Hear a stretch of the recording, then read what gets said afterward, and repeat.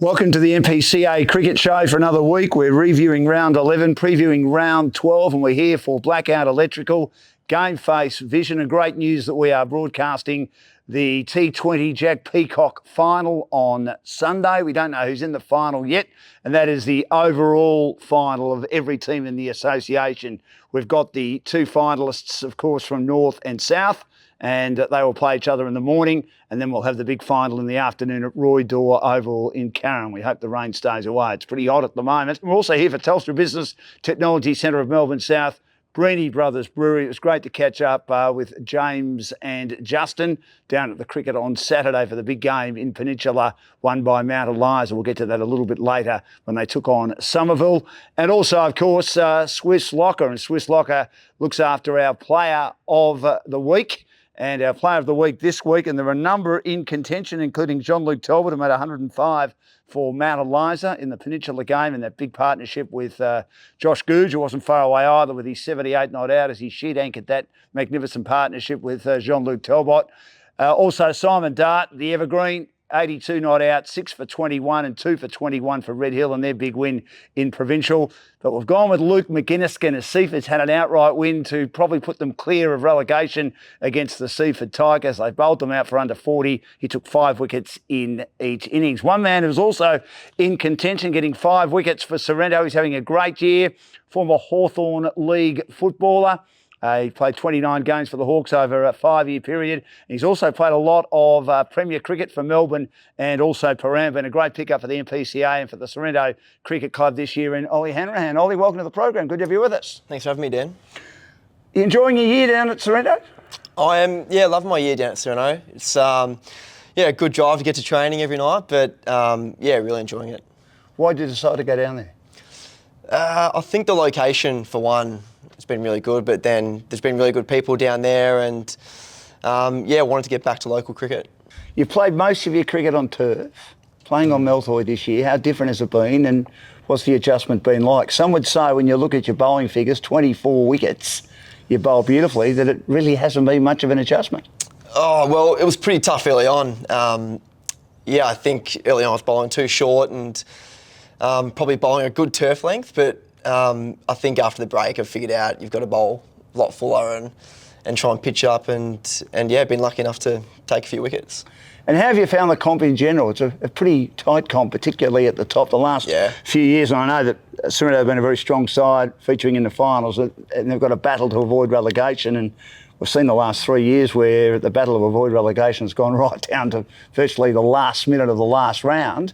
And we're getting that again this year. It's tight, isn't it? Yeah, it's tight. There's not much really separating 4th and 8th at the moment, really. So if we have a couple of really good wins to finish off the year, you never know what could happen. The standard of cricket's been really good. Every team feels like they're really experienced and an older type of players that have been around a while. It's been really, really good. Would you say that the batting has been an area that the team has struggled a bit in, making big scores? You certainly bowl pretty well, haven't you, as a team? Yeah, bowling's been really good. I mean, we've got, Jake Wood opening the bowling, who's really, really, really quick, and Henry and Will Squire coming in, who are young teenagers that are bowling well, and Matt Rulash, who's a young spinner bowling well. Just the batting, where we're getting to 15, 20, and then just not really going on and cashing in. And Dimitri Mascarenas is your coach this year. What are you learning from him in regard to the batting area that, as you say, needs to improve? What's he been trying to impart? Yeah, he's been massive on, to be a good batter, you've got to be a good decision maker. So at the minute, we're just making a few poor decisions with the bat. We're training pretty hard at the minute. So hopefully, we can have a good game against Dramana on the weekend. You're a schoolboy prodigy when it came to cricket and footy. I think you made your debut in year 10 in the football team. Yep. And you were a star in cricket as well. Do you have a preference of which sport as a kid you liked? I've liked cricket more. I've enjoyed playing cricket more. But I think I was probably just better at footy, to be honest. In that footy team, you had like Geordie DeGoey and Tim Turano in that, so it was pretty, good to play with them. But did you win it? I came 3rd every year. 3rd, we should have won it. Probably cricket, I prefer. Of course, we're talking St Kevin's, and you were in the cricket first 11 for 3 years as well. Yeah, cricket went well there, which is nice to play in a few of the grounds around that competition too. But yeah, it was just a lot of fun playing school cricket. And you tell me you played Premier cricket at a very young age at Melbourne. I mean, how much did that help your cricket? And particularly playing on a ground like the Albert Ground, which is a legendary cricket ground in Melbourne, isn't it? Yeah, I think I got there when I was about 14 or 15. And yeah, just like the training there was really, really hard, I remember, and played a few T20s at the Albert, and it definitely prepares you really well for senior cricket as you grow up. Tell us about your experience in Hawthorn. You're there 5 years, you played 29 games. What did you learn about yourself as a person?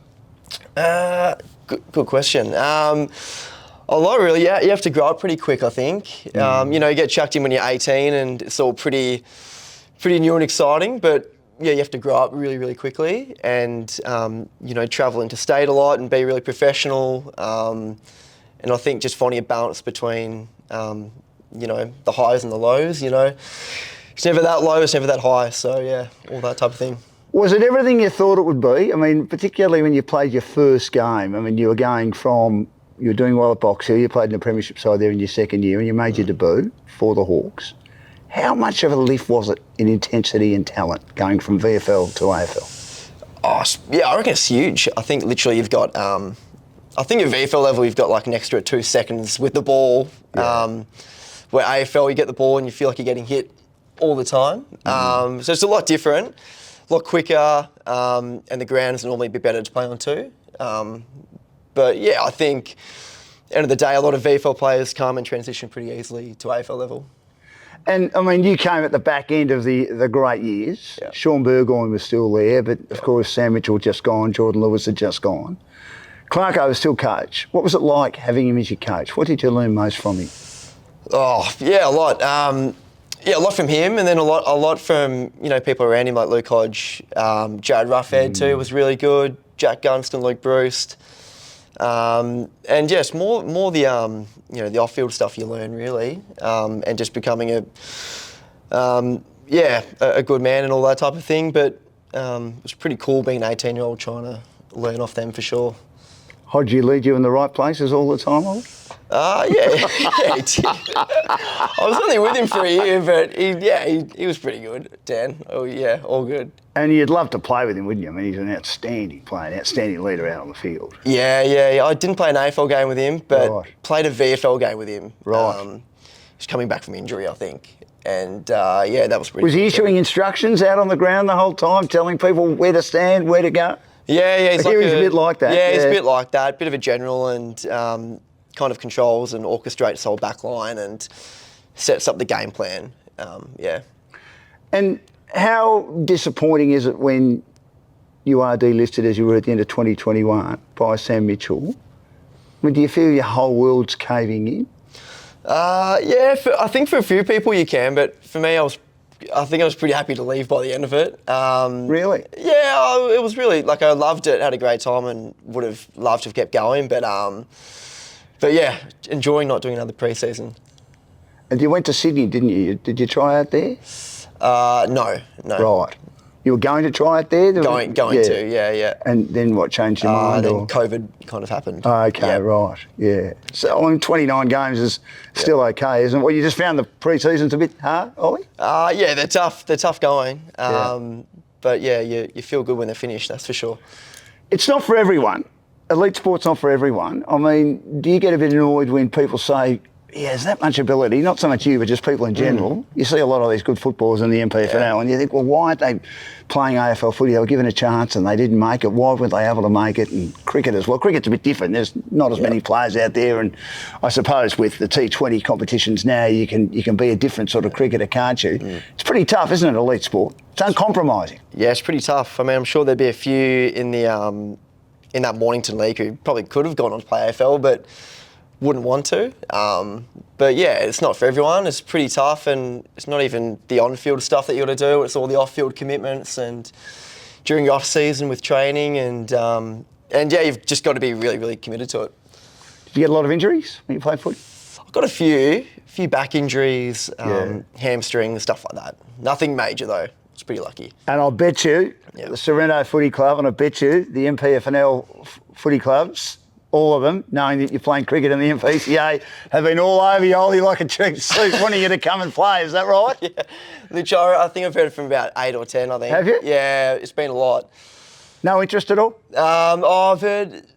No, I mean... From yourself, though, to play? Yeah, probably not. Not this year, maybe the year after, I think. Yeah. You just need a bit of a break. Just a bit of a break. Excellent.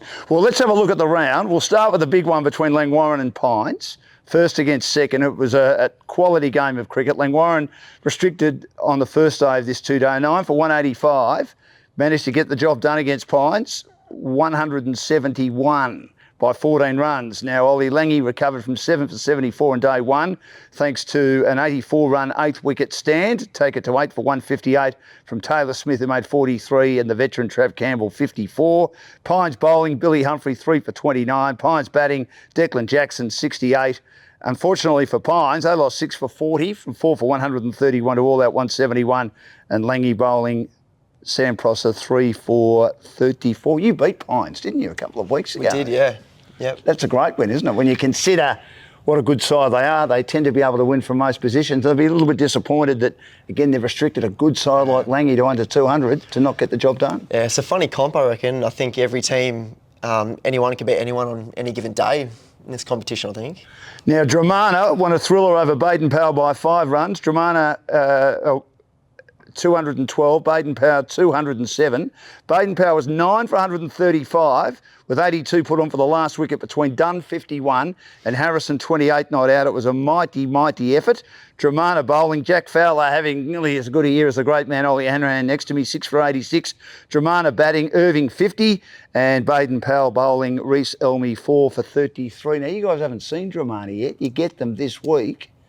What are you looking forward to about that game? I mean, I suppose you're going in there a little bit sight unseen, aren't you? Yeah, we're not sure what to expect. But yeah, we were meant to play them round 1. It got washed out. So we, looking forward to it. Hopefully it's a good game and we need to win it too. You certainly do, or A, try and keep you away from relegation. Yeah. Or in the battle of avoid relegation, and then maybe still a slight outside chance to play finals. But I mean, in the words of the NFL commentators, you basically have to run the table and need a lot of results to go your way to make it, but you're still not out of it yet. Now, Red Hill, 181, beat Heather Hill, who collapsed for 40 and 7 for 136. So Red Hill weren't that far away from an outright. Heather Hill started the day at 2 for 10, collapsed to 7 for 14. Red Hill batting, Dart 82 not out. Heather Hill bowling, Neil 5 for 65. And Red Hill bowling, he is a superstar, this man, isn't he? Simon Dart, 6 for 15. And Glenn Collette, 4 for 23. Heather Hill batting in the second innings. Paris got 33. And the Red Hill bowling, Clower, 2 for 14. And Dart, 2 for 21. I mean, you've obviously seen a bit of Simon Dart. He's a superstar, isn't he? Yeah, he's a gun. Played him in a T20, and he's probably the best bat I've seen this year, I think, in the competition. So, yeah, good player. I mean, you've played a lot of cricket at Premier level, so you know what a good player is. Why is he so good? And he played, obviously, state cricket, and he played in a couple of premierships at Melbourne and also Hawthorn. So he's had a pretty good career. Yeah, he just looks like he knows his game really well. He doesn't do anything outrageous or, Sam Constas-like, but he's just a really, really good player who's solid, got a good technique, and, yeah. Now, Old Peninsula 205, beat your team Sorrento 125. Old Peninsula batting, Grant 50, O'Malley 49. Sorrento bowling, Ollie Hanrahan 5 for 56. Sorrento batting, Mascarenas 43. And Old Peninsula bowling, O'Malley 3 for 35. Page 3 for 16. Again, a collapse that you could ill afford, Ollie. Yeah, we got off to a good start. I think we had them 5 for 30, and then they got a partnership in the middle, got them to 200, and but yeah, we just need our batting to improve, and if that happens, we'll be good to go. How frustrating is it when on a cricket field, when you get a team under the pump at 5 for 30, and then there's a long partnership? How do you keep your energy up in the field? How do you keep your intensity up in the field? How do you keep your energy and intensity up when you're bowling? And you might bet the bat 4 or 5 times and over, and then they might get a boundary or a streaky boundary, you think to yourself, "Oh, it's a tough game, this cricket." It's a tough one, I know. And that day, that day too was like 35 degrees as well. Right. And you just got to keep talking to each other, I think. It's the only way out of it, really. Just keep talking and keep trying to hit a good length. Are you a talker on the field? A little bit. Nothing, no sledging, but just encouragement. Yeah. And what's Dimitri like? I mean, he's had an interesting career, hasn't he? I mean, he's a great mate of Shane Warne. He's played a lot of cricket around the world, so he would bring a lot of experience to the table, wouldn't he? He's good. Yeah, very good. Just a calm head, really. Just nice and relaxed, and you definitely feel just very comfortable around him. That's for sure. Well, let's look at the ladder. Langwarren on top on 96, 7 wins, 2 losses, 2 no results. Their net run rate 1.371. Dramana 97, 3 and 1, 1.262. Pines on 97, 3 and 1, 1.191. And Red Hill on 68, stolen a bit of a march on Heather Hill. 4 wins, 4 losses, a tie, which they had against Heather Hill and 2 no results, 1.239. Then Heather Hill 56, Baden Powell and Old Peninsula 48. And the net run rate of Baden Powell is 0.954. And for Old Peninsula, 0.885. And then Sorrento just a game behind. 2 wins, 7 losses, 2 no results, but they've been pretty close in most games, 0.636. So we'll get your selections for this week, Ollie. Round 12, Langwarren first, played Baden Powell, who have improved in recent weeks, 6th. Langwarren? Yeah, I think Langwarren will win that. Langwarren. Yep. Pines third, hosting Red Hill 4th. Big game, this one, between 2 good sides. It should be a fascinating contest, a rematch of last year's final. I'm thinking Red Hill for that one. Actually, yeah. Just think they're starting to find form? Yeah, I think if Simon Dart keeps performing like that, they'll probably keep winning, yeah. They're not just reliant on him, but he is very important, as we know. He's very important, yeah. Very important. But I just think Red Hill, might get the win. How do you beat Dramana, even though you don't know a great deal about them? You're at home. Does it help playing at home? Do you play better at home? I think we do. I think we play okay at home. I mean, bowling, like we said earlier, bowling's really good at the minute. I think if we can just get someone to make a big 100, I think we'll be good to go. And would you like to battle bowl first? What have you preferred to do this year? Oh, not too sure. Probably bowl, I think. And you bowl well in partnerships with Jake Wood? What do you bring to the table that's different to him and vice versa? Yeah, well, we're two very different bowlers. He's very, very quick and aggressive, and I'm more just line and length and try to swing it both ways. So, it's good. Excellent. Well, it should be a fascinating game, that, because Dramana have been playing pretty good cricket. They had a little bit of a flat patch both sides of Christmas. Then Old Peninsula 7th up against Heather Hill 5th, who had that horror last week when bowled out for 40. They'll be looking to atone. Yeah, I think Old Peninsula, they played pretty well on the weekend. And after this game, of which you play Dramana, you've got Heather Hill and Red Hill to come. And Red Hill's a 1-day, Heather Hill's a 2-day. You're a 2-dayer or 1-dayer when it comes to cricket? I'm a 2-dayer for sure. Excellent. Love a 2-dayer. And have you always been a Hawks supporter? Who'd you follow before you played AFL footy? I was St Kilda for my whole life, and then I actually didn't like Hawthorn at all. Didn't you? Growing up, I hated them. And, had to love them, I guess. What was it like being drafted? I mean, you were picked 14, 2016 national draft. Did you expect to go in the first round? And how many clubs had spoken to you? And what was it like the night of it? I spoke to about, I think probably eight or 9 clubs, I think, which was pretty cool. They'd come around to your house and go into the club to do an interview and everything like that. But you kind of get towards draft night, you kind of get a clue of about where you're going to go and if you're going to get drafted or not. So, it's just like, all the hard work you've done, and it's just a really good feeling. Does Clarko, or did he call you that night, or? He didn't. No, he didn't actually. Right. Did he? No, he didn't. He did the day after he did. Right. Morning after he did. I was meant to go to Schoolies in Byron Bay, but you didn't go. I didn't go in the end. No. And you went down to the club straight away. Yep. Morning after. So when you found out you're going to Hawthorn and you hated Hawthorn, what were you thinking? What was I thinking? I honestly, you just want to go anywhere. Like you want to go. You're happy to go anywhere, interstate, whatever. Just play AFL. You'd be happy. And on Premier Cricket, Melbourne, very famous club, but Paran itself, pretty famous club, had a bit of success in recent times. What's it been like playing for the two boys? Yeah, really good. Really good. Like last year, they did the whole redesign of Track Park and the renovation of that. So that's looking really, really good now. But yeah, just a really good club, and I think, you know, they're good from the first 11 to the fourth 11. Like they're all very, very consistent. So they were a really, really good club to be a part of. Lots of history with people like Julian Weiner, did play Test cricket. I mean, he's a man that knows his cricket pretty well, and they've had a bit of success in recent times too, which helps, doesn't it? Yeah, I think they could be a chance for the flag this year too. But yeah, Julian Weiner is a great coach. Great coach there. He really helped me actually. And yeah, even Dimmy did coaching. Right. Dimmy Mascarenas did coaching down at Paran last year. So was that the connection to come down to Sorrento a bit? Yeah, that was a connection. Right. Yep. Well, Ollie, great to catch up. I really appreciate your time today. Good luck for the rest of the season. Hopefully Sorrento can win a few games and stay up in the provincial competition. Well done. Great. Thanks for joining us on the program. Thank you. Ollie Hanrahan joining us on the provincial part of the MPCA cricket show. We'll come back with the rest of the show very shortly. Welcome back to the MPCA Cricket Show for Blackout Electrical, Telstra Business Technology Centre of Melbourne South.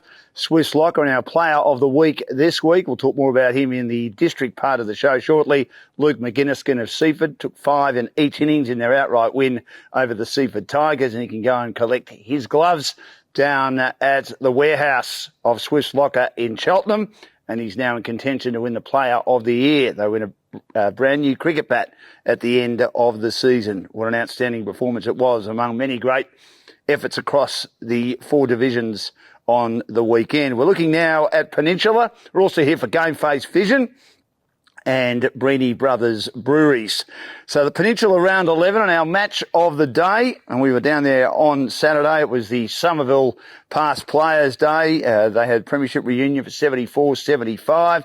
Former Australian Victorian player Sean Graff was there. His brother Phil, a legend of the club, was also down there. And also they were celebrating their first premiership, 2014-2015 as well. Mount Eliza took on Somerville, 2 good sides, and Somerville the previous week had made 213. Mount Eliza at one stage teetering at 3 for 48. But Jean-Luc Talbot having a great year, and Josh Googe, who had already batted pretty solidly, was the sheet anchor in a 164-run partnership for the 4th wicket.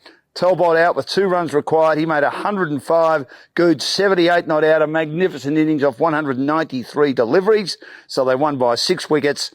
Somerville bowling, I thought he was indefatigable all day. He was metronomical, the word I had a few issues with on the day. Ryan McNamara, 3 for 55 for Summy. And their batting the previous week, Perry's, the captain, made 58. Mount Eliza bowling, having a wonderful year. Tom Barron, 5 for 90. And Cotter with a Kaku, who batted okay for a little while as well for Mount Eliza, took 4 for 51. And after the match, I was able to catch up with the century maker, Jean-Luc Talbot, and also the man that batted with him, Josh Googe, for Mount Eliza. Here's McNamara. Talbot on 99. Would love 100. Flicks away through the onside. There's the 100. And that might nearly go to the boundary. That is an outstanding shot. 101 of 151 deliveries. Well, great win by Mount Eliza today. Huge day for the Somerville Cricket Club because it was their past players' day and they had a number of players here from previous premierships, but Mount Eliza spoiled the party. At one stage, in a bit of trouble at 3 for 48, but these two gentlemen, Jean-Luc Talbot got 100, 105. What a great innings. Must have been happy with that. Yeah, pretty happy.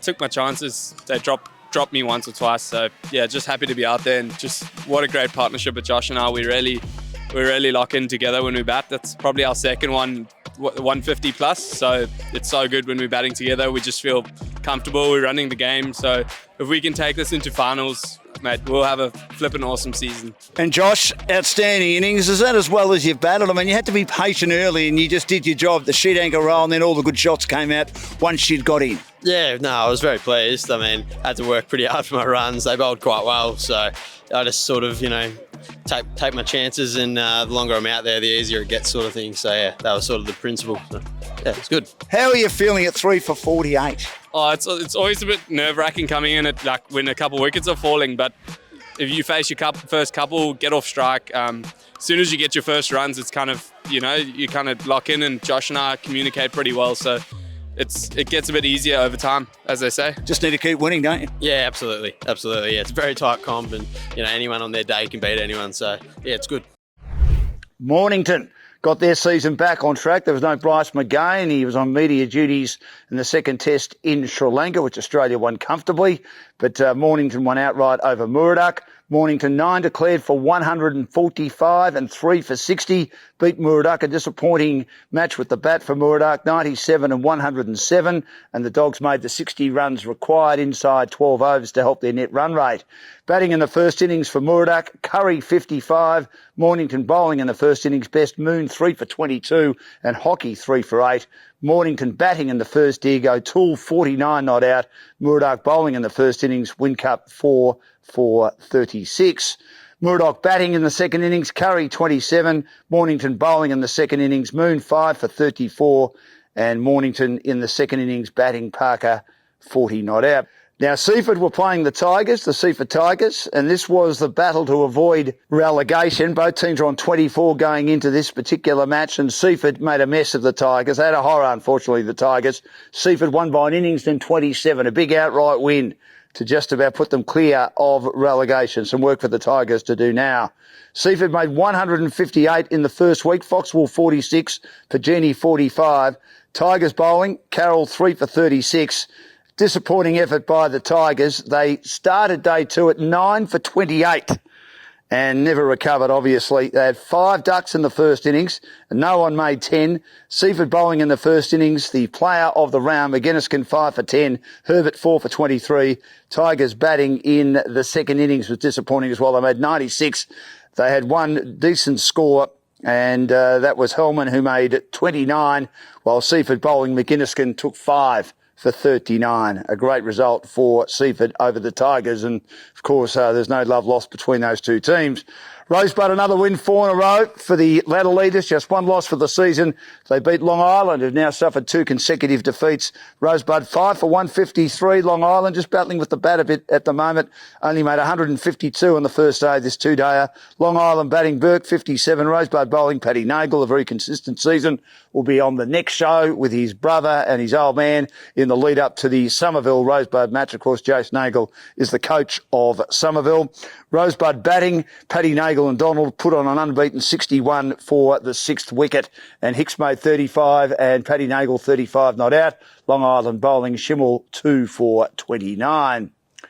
The Peninsula ladder, and Rosebud have stolen a bit of a march over the rest of the field. 8 wins, 1 loss, 2 no results, 108 points, looking pretty settled for a finals berth, and the net run rate 1.202. Long Island 92 points, 6 wins, 3 losses, 2 outrights. 2 no results, 1 outright. 1.214 is their net run rate. Mount Eliza 84, 6, 3 and 2, 1.701. Mornington on 80 points, got an outright on the weekend, 5, 4 and 2, 1.263. And then Somerville 5, 4 and 2. No results, 1.144 is their net run rate. Muradoc 48 points, so a big gap between Somerville and Muradoc. You think it's a battle between the top 5 to see who plays finals in the Peninsula competition. 3, 6 and 2, 0.802. Seaford 44 points, 2, 7 and 2, 0.688. They got that outright on the weekend. And Tigers staring relegation in the face at the moment. 24 points with 3 rounds remaining, 1, 8 and 2. No results. Their net run rate 0.533. Round 12 this week in Peninsula. Tigers 8th against Mount Eliza 3rd. You'd expect Mount Eliza to win that comfortably.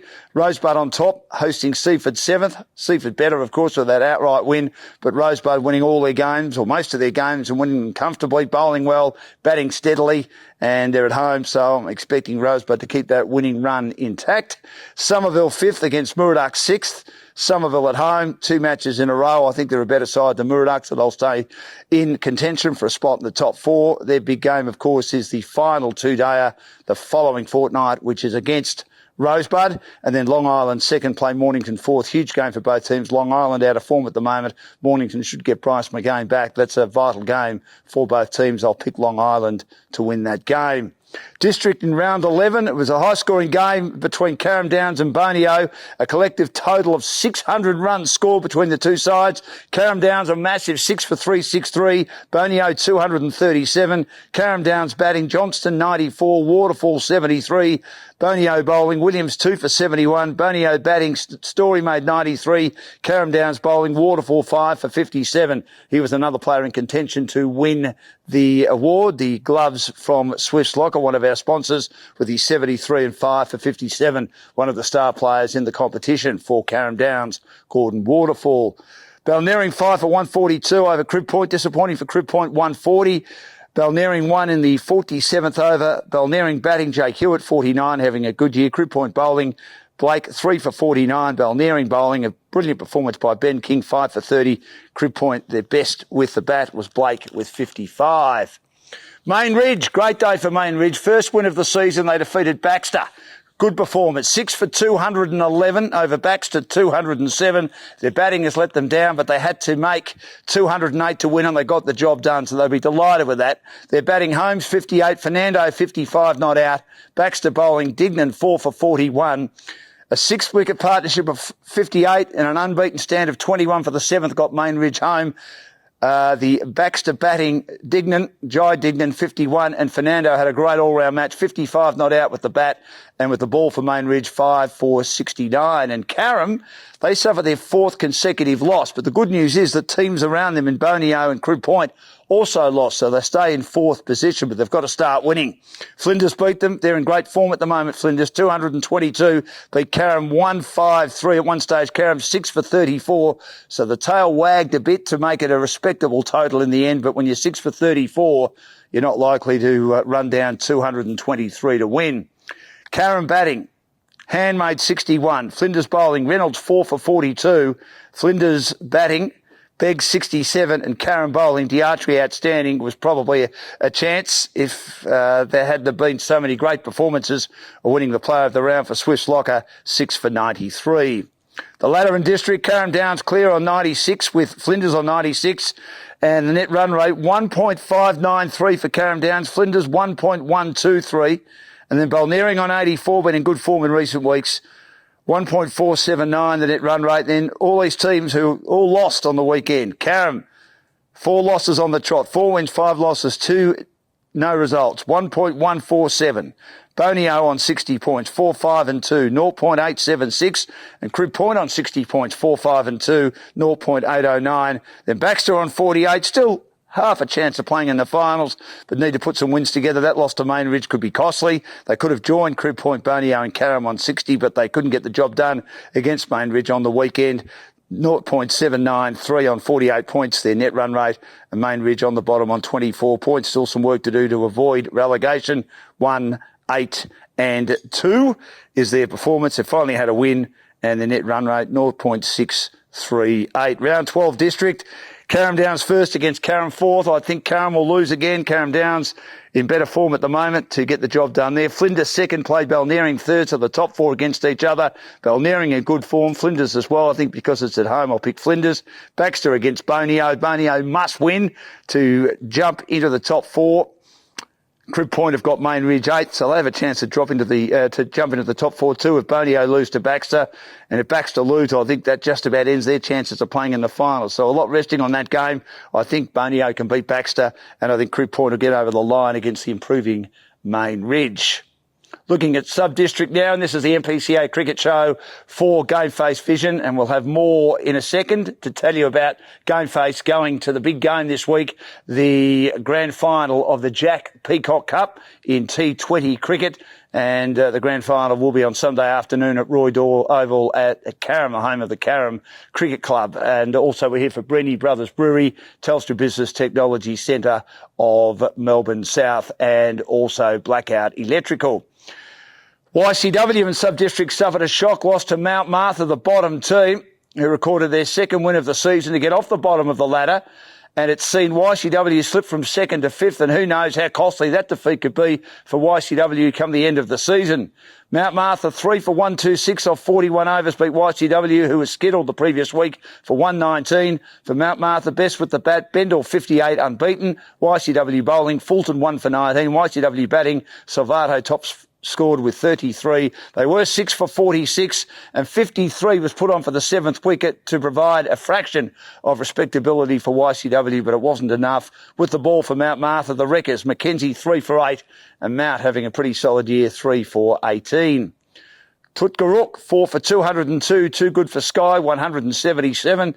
And Sky has replaced Mount Martha on the bottom of the table. Tutgaruk batting, Whelan 55, Tutgaruk bowling, Raymond 3 for 48 and Whelan, a good all-round match, 2 for 17.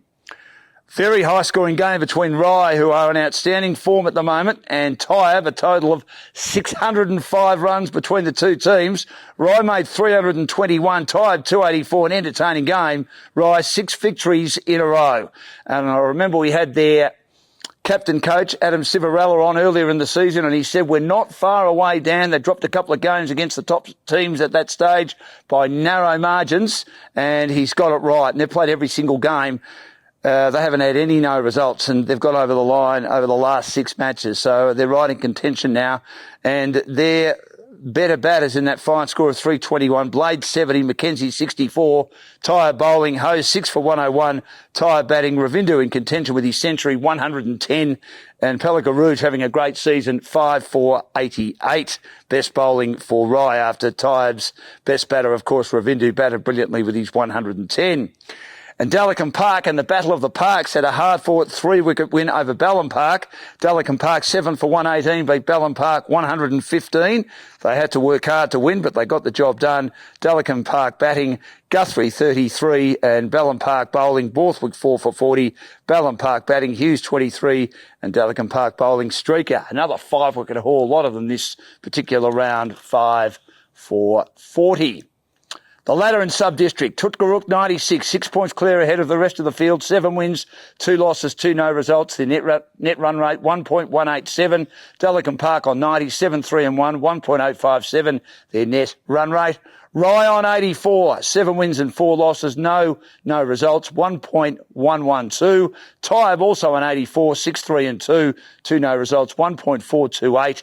And YCW on 84, so 3 teams on 84, and they're all in contention to play finals, so a lot of big matches to come for Rye, Tyab and YCW respectively, and they're only 6 points behind Dallicum Park and a win behind Tutgaruk, so all 5 teams could still miss out on playing in the finals, considering YCW have dropped from 2nd to 5th after their poor performance against Mount Martha last week. But YCW on 84 points, 6 wins, 3 losses, 2 no results, 1.321.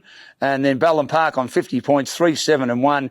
Their net run rate 0.822. Mount Martha off the bottom, 24 points, 2, 9 and 0. No results, 0.741. And Sky on the bottom with 24 points, just 1 victory. Their net run rate 0.613. Looking at what happened in Snakes and Ladders with that ladder, Tyre dropping from 1st to 4th, YCW 2nd to 5th, Dallicum Park up from 4th to 2nd, Rye from 5th to 3rd, and Sky hasn't won since round 2, and as I say, they're now on the bottom of the table. Round 12 in sub-district, Ballum Park 6th at home to YCW 5th. YCW just must win to stay in touch with the top 4. I think they can. Dallicum Park 2nd, playing Sky 8th. I think Dallicum Park will win that game. Mount Martha 7th against Rye 3rd. I expect Rye to be too strong and keep that winning streak going, make it 7 on the trot. And Tutgaruk 1st, clashing with Tyab 4th. That's a massive game for both teams. I'm thinking Tutgaruk can win. Now, Pelican Rouge having an outstanding season for Rye. 26 wickets for 368 with the ball at 14.2. Looking now at the Jack Peacock Cup.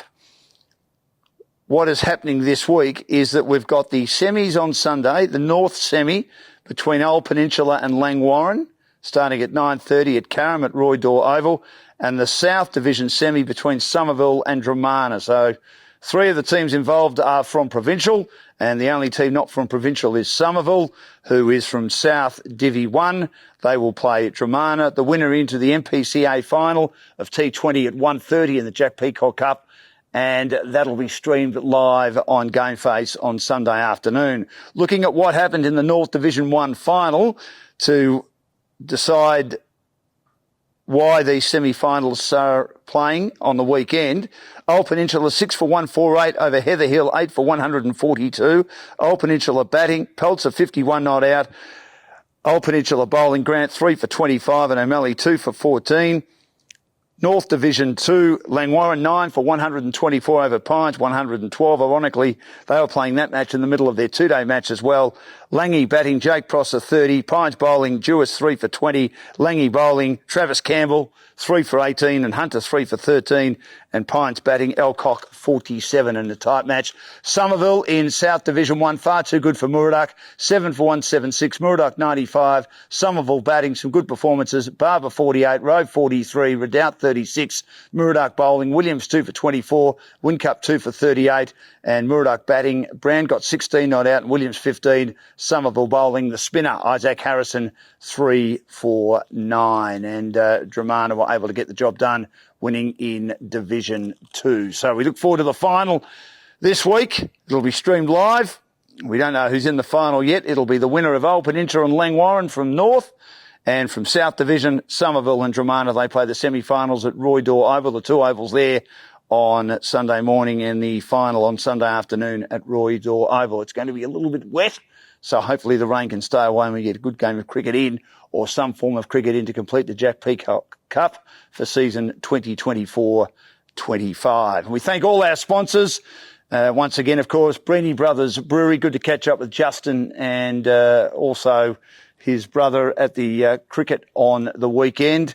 Graham, it was fantastic to catch up with the boys. Good to hear how they're going. They're going well, and they're doing a great job in promoting the product that they have, Breeny Brothers Brewery, all the great beers that they have that they've got on tap or in cans and bottles at the various cricket clubs in the MPCA. Also, we thank Swift's Locker, and of course they've looked after our player of the round again. Luke McGuinness is the winner this week. And Luke, if you're listening, head down to the warehouse in Cheltenham.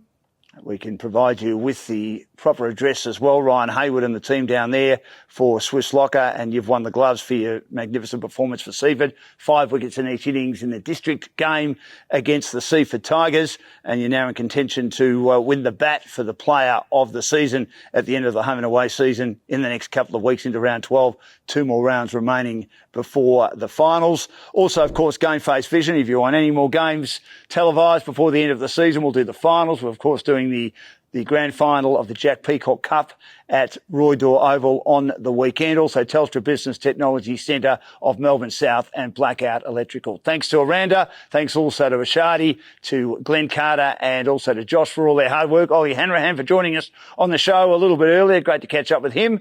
And we'll have more cricket show in, the next fortnight, of course, after this round 12 two-day fixture. And joining us then will be Jason Nagle, the coach of the Somerville Cricket Club, and his 2 sons who play at Rosebud, which is Jason's initial club. He's a life member down there, Paddy and Ash, and Rosebud, of course, on top in Peninsula, and Somerville trying to find a spot inside the top 4. They'll be getting ready for a very important round 13 two-day fixture. Enjoy your cricket over the next fortnight, and we'll catch you, of course, at Roy Door Oval for the Jack Peacock Cup Grand Final on Sunday.